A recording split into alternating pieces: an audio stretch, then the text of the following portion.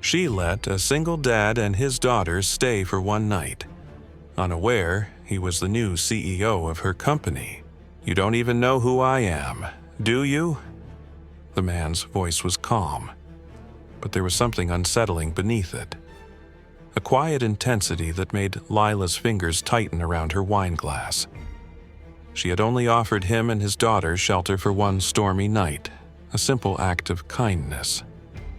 But now, as he stood in her kitchen, his piercing gaze locked onto hers. She realized this was no ordinary stranger, and the way he said it, like he already knew her. Lila would replay this moment in her head 100 times, because in less than 24 hours, she would be standing in the boardroom of Hartwell Industries, staring in shock as the man she'd let sleep on her couch walked in. Not as a struggling single father, but as the company's ruthless new CEO. And the worst part? She had no idea what she'd said to him that night. Lila Hartwell had always been the invisible one, the overlooked junior marketing executive at her family's company, the one who blended into the background while her older brother soaked up the spotlight. She was used to being underestimated by her colleagues, her family, even herself. But tonight, for the first time in months, she felt useful. When she'd spotted the exhausted-looking man and his little girl stranded in the rain outside her apartment building, she hadn't hesitated. A hot meal, a dry place to sleep. It was the least she could do. She never expected it would cost her everything. The storm had been relentless.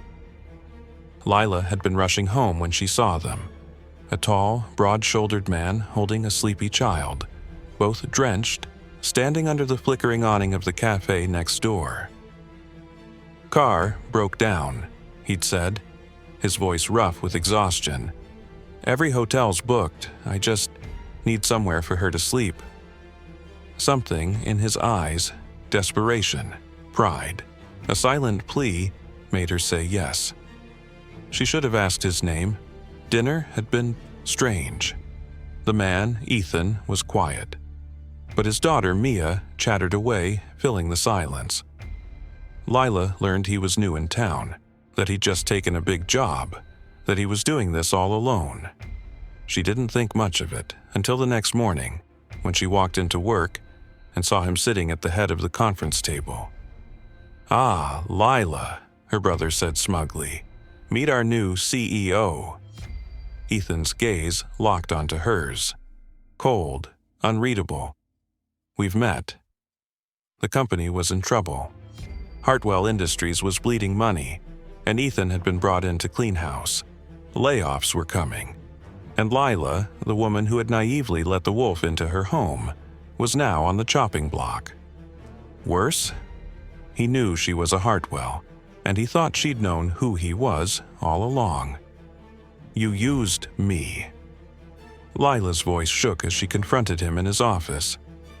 "You let me think you were just some guy down on his luck, and the whole time you were testing you," Ethan cut in, his tone sharp.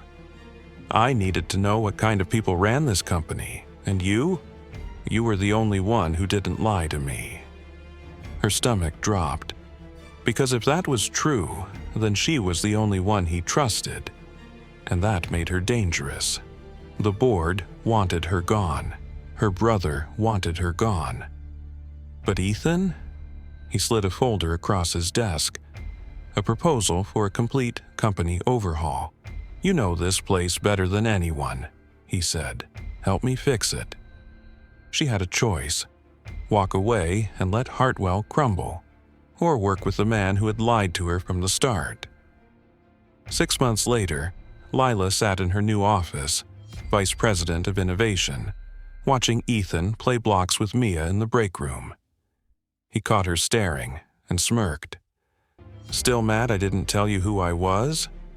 She rolled her eyes. "Still mad you pretended to be homeless?" He laughed, warm, genuine. Nothing like the cold CEO she'd first met. Maybe some lies led to the best truths, If this story touched you, hit that like button and drop a karma in the comments below.